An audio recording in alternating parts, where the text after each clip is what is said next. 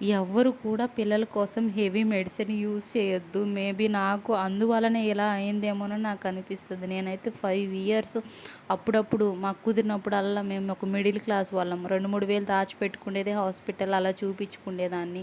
అందరూ చెప్పేవాళ్ళు నీకు నీటి బుడగలు ఏం ప్రాబ్లమ్ లేదు అని చెప్పి.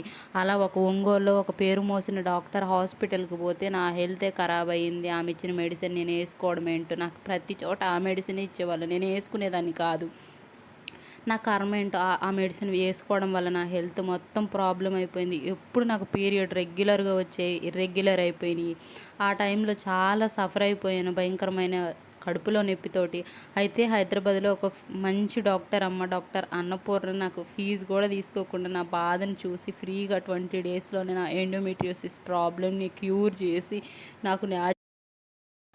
నాకు న్యాచురల్‌గా ప్రెగ్నెన్సీ వచ్చేలాగా చేసింది. కొంతమంది మంచి డాక్టర్లుంటారు. కొంతమంది ఉన్న ఆరోగ్యాన్ని పాడు చేసి చెడు డాక్టర్లు కూడా ఉంటారు. నిజంగా నాకిప్పుడు అనిపిస్తుంది ఏ మెడిసిన్ యూజ్ చేయకపోవటమే బెటర్ అని.